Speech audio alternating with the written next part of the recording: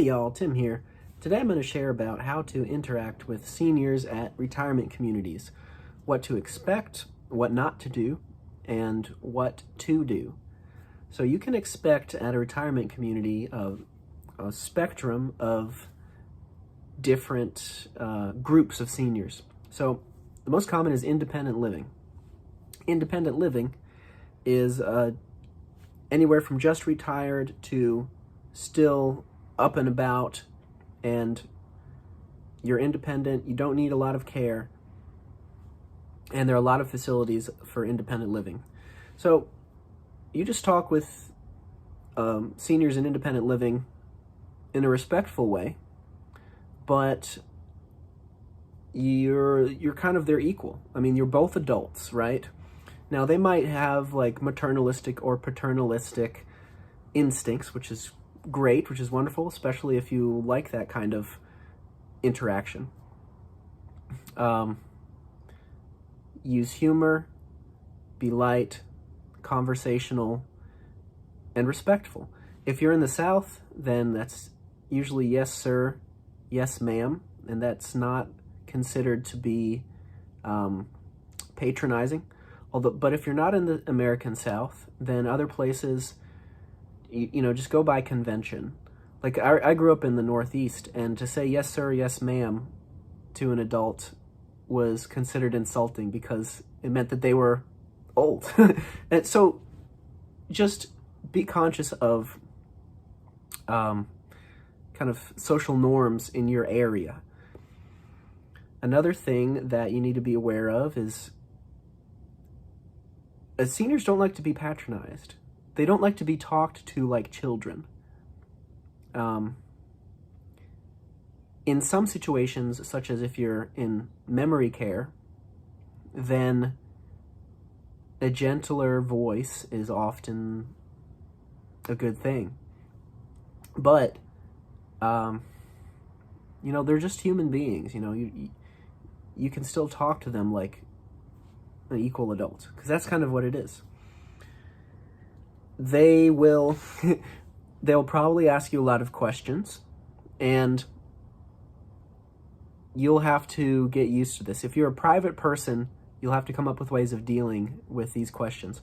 I consider myself to be a fairly private person, but I certainly was more of a private person before I started playing at retirement communities. I've loosened up, and I've gotten used to sharing information about myself. And that information includes the answers to questions like, are you married? How old are you? Where did you grow up?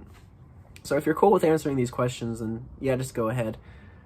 One thing that I will say is that if you can make it entertaining and have your answers be true, but still entertaining and fun and funny, even better, because you're still there to entertain. You're on stage and you're putting on a show. So keep that in mind. I remember one time, before I was beginning to become open about sharing information about who I was, there was a gentleman, and he came up to me, and he got in my face. Not in an aggressive way, but sometimes folks just don't have social awareness. And he just got in my face, was like, are you married? And I was like taken aback. And so I said, well, I don't like to talk about that, or something like that. Like, I didn't answer him. I kind of blew him off, honestly. And he looks at me, steps back, and he goes, to hell with it then. And he walks off. And they never booked me again. So that was a learning experience. Y'all. So learn from my mistakes. Now, I'm still so super busy with retirement community gigs, so it's not gonna kill you if you mess something up. Just keep that in mind. There's so many opportunities out there, and so many different communities that need your service. If you're a musician that plays piano or even guitar or something else, piano is really what I advise, and the people that I can help the most are piano players, because that's who I am and that's what I do. So we talked about how to interact with the elderly at independent living, memory care, you can be a little gentler, and you can use different techniques too for memory care. So I am not a specialist in advising in memory care, and I advise you to learn from a specialist. But I will share my experience is that a lot of the times people in memory care will have time loops, as I call them. I've talked about this before. And so you have to play into that reality. You know, if they think that their son is going to pick them up, then you'll say, oh yeah, he'll probably come after the show. Why don't you go sit down for now? We'll have some more music, something like that. Usually the activities director will be there to guide them back to their seats, but not all the time. Sometimes the activities director has something to do, and so it's up to you to exercise compassionate crowd control. So another thing to keep in mind with playing for seniors and how to interact with them is if you genuinely like interacting with seniors, if you really enjoy that, like that's a great thing, but you don't have to. I really like the concept of spectrums. If you genuinely enjoy interacting with seniors, that's great. If you're neutral about it, that's great too. You can still succeed and enjoy yourself if you're neutral about it. Now, on the far end of the spectrum, if you don't like interacting with seniors, if like maybe you had a bad experience or like your grandparents were like terrible to you when you were a kid, then maybe playing at retirement communities is not for you. Because why would you do something that's so painful? You know, like I would suggest seeking out other venues. Maybe you can play for kids or people your own age if you're a younger person.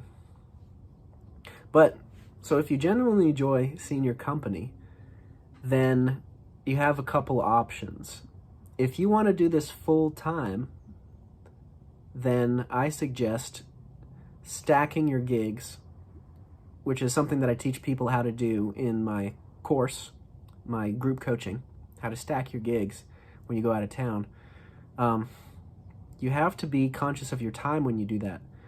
But if you have a one-off, so that means you just have one in a day, and you have time before and after, and you can stay and chat with people, do that. If you do a good job, and here's a key tip.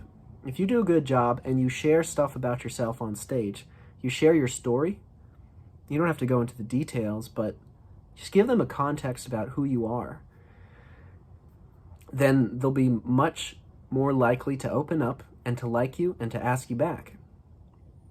And if you do a good job, y'all, seniors at retirement communities will sometimes line up to shake your hand, or a handful of them will come and talk to you. And they'll share stories, and you listen. You listen to those stories, y'all. You listen to them and be polite. The only way to kind of get out of it is, okay, so that is a real thing. Like if you have to go to the next gig to get out of a story that somebody's telling, you be polite, you smile, and then whenever you have a second to like interject, you say something like, I really wish I could listen to the rest of the story, but I have to get going to my next appointment. Can we continue when I'm here next time? Something like that. Like that's a good phrase to use if you need to step away. But they'll talk your ear off if you let them.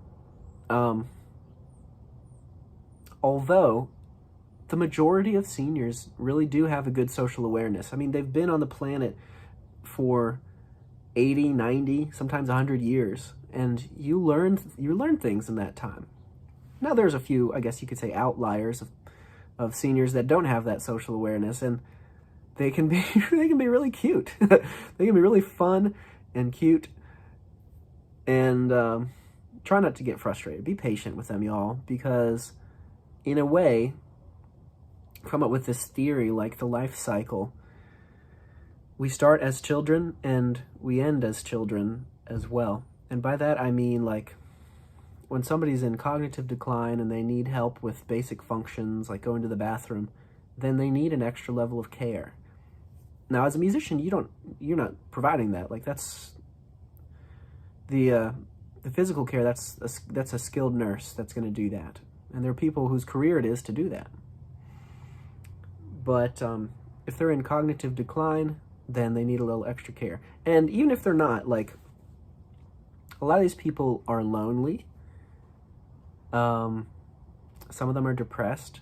But if they're out there at your show, they're showing up and they want to interact and they want to be entertained, and you have the potential to be the highlight of their day. So show up with a smile, be kind, listen, and do your best, and they're going to ask you back if you do a good job. So be cool with people. That's my speech for today, y'all. Let me know what you think. Let me know what questions you have. Thanks for watching.